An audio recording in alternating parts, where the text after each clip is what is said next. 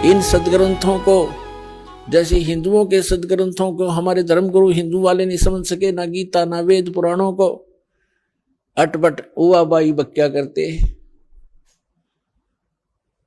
और नाम ही निकाल लिया करते कि हम वेदों से पुराणों से और श्रीमद् भगवद गीता से आपको ज्ञान सुना रहे। उन्हें कह नहीं पता था वेदों गीता और पुराणों का। अब तो आपके समक्ष ही हो गया, जो जिन्होंने ये ज्ञान सुन रखा है उनको तो क्लियर हो चुका है कि वो तो डले डोया करते। ऐसे ही कुरान शरीफ के पढ़ने वालों को कुरान शरीफ का ज्ञान नहीं था। पुण्यात्माओं, हम भाषा जानते नहीं, वह क्या भाषा है, लिल्ला लल्लूहू, वह मारू समझ मावा नहीं। एक विचार करने की बात है, ये कबीर साहब का दिया हुआ दिमाग इस दास को। हमें पता था मेरी कितनी बुद्धि थी, अब मुझे मालूम है परमात्मा का दिया हुआ ये सब कुछ किया हुआ हो रहा है। न ये इलेक्ट्रॉनिक जो सिस्टम बनाया जा रहा है, टीवी, इंटरनेट, डीवीडी, कंप्यूटर, ये मनुष्य नहीं बना सकता। ये मोबाइल छोटे छोटे बना दिए, इसमें पूरी फिल्म परमात्मा के सत्संग भरे जाते हैं, 50-50, 100-100, 200-200 घंटे के। तो परमात्मा ने रजा बख्शी आपके ऊपर के मेरे बच्चे, इस काल के लोक में इन्होंने विजित रहना ही है, क्योंकि यहाँ तो कर्म प्रधान है और सतलोक में कर्म प्रधान नहीं, वहां तो मौज है आपकी, सारे सुख आपके पास उपलब्ध रहेंगे।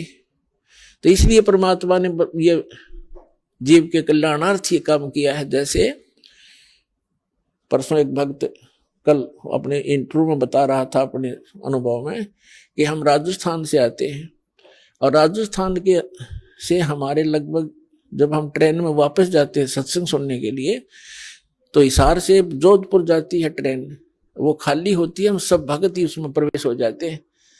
और उससे में देखे नजारा, कोई तो नित्यनेम कर रहा है, कोई मंत्र कर रहा है, कोई परमात्मा की चर्चा ही कर रहा है, कोई भोजन कर रहा है भगवान का, यहाँ से प्रसाद लेकर जाते हैं। तो ये जो चर्चा चलती है, वहां बैठे जो को भक्त उनमें भी आके बैठेंगे, अन्य भी सवारियां होंगी, तो वो अपने उनके ऊपर भी उसका प्रभाव पड़ेगा। इन वाणियों का पूरे वातावरण में अब प्रवेश होगा। और जो जैसे कुछ ऐसे पाप होते हैं मनुष्य के, परमात्मा की वाणी सुनने से ही अक्षीण हो जाते हैं और फिर वो चेतन होता है। जैसे एक किसी को सर्प डस जाता था तो पहले आध्यात्मिक ट्रीटमेंट होया करते थे, तो उसको गार्डू होते थे जो झाड़ फूक करने वाले, विष उतारने वाले, वो एक मंत्र बोला करते थे। जिसको सर्प ने डस रखा हो तो अचेत पड़ा है, वो ना उस मंत्र की लैंग्वेज जानता है, ना उसको सुन पा रहा है, और फिर वो गार्डू जो होता है विष उतारने वाला, उस मंत्र को बार बार बुदबुदा रहा है, जिसके कारण उस वाणी से उसके उस विष उतर जाता है सर्प का, और फिर वो चेतन हो जाता है। ना वो सुन रहा था, ना उसको उसकी भाषा जानता है वो क्या बोल रहा है, और उसने प्रभाव कर दिया। ठीक इसी प्रकार ये वो मंत्र है उस परम पिता के। आपको काल भगवान ने डस रखा, अजगर ने, ये विष इस मंत्रों के, इस परमात्मा के वचन के इसके अतिरिक्त कोई उतार नहीं सकता। तो ये वाणी जो परमात्मा की है, ये उस काल के विष को उतारने के लिए है। आप अचेत पड़े हो इस गंदे लोक में, न ये रहने का स्थान है। 1 मिनट में ना जाने के बिजली गिर जाए, हर एक टूक के लिए सारा दिन धक्के खाते, अंडे सो झूठ बोले, मिलावट करें, पता नहीं के जुल्म ढा लेते हैं और पाप फिर भोगने पड़ते, कुत्ते बड़े के सिर में कीड़े पड़ते हमारे। तो ये जो वाणी परमात्मा ने भी साधन दिए हैं आपको, मोबाइल बूढ़े का देख ले, बालक के सबकी जेब में, बहन बेटियों के पास हो गए। और इसमें पहले तो बकवाद भरा करते थे, फिल्म देखा करते, अटपट रखा करते, अरे परमात्मा की वाणी चलती है इसके अंदर। तो ये वाणी जैसे कोई खेत में गया है तो जाते हुए चल खेत में जाते हैं, किसान है, मजदूर है, चलो वहां करेंगे, नित्य मोबाइल जेब में है, काम कर रहे हैं, मोबाइल ऑन कर लिया, काम भी कर रहा है, नित्यनेम भी कर रहा है, मंत्र भी कर रहा है, कान में लीड ला लिया, आजकल 100 सिस्टम दे दिया जाता ने, तो वो प्रभाव पड़ेगा सबके।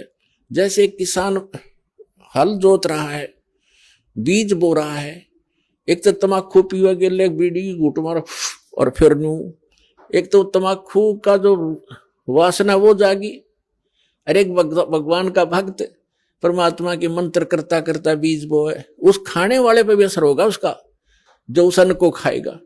तो इसी प्रकार जो वाणी में वातावरण, वाणी में फैल रहा है, इस वातावरण फैल रही है वाणी परमात्मा की, बच्चा बच्चा जन जन सब उसी की चर्चा करता है। कोई वाणी बोल रहा है, राम नाम रटते रहो जब तक घट में प्राण, कदे ते दीन दयाल के बनक पड़ेगी कान। तो भक्ता के बच्चे ये वाणी बोलेंगे तो उसके आसपास जो और बच्चे होंगे उन पर भी असर पड़ेगा। तो इस प्रकार परमात्मा ने कहा कि इस कलयुग में पूरी सृष्टि इस सतनाम को प्राप्त करेगी और सब भक्ति करेंगे मेरे बच्चे और सब पार हो जाएंगे। बोलो सतगुरुदेव।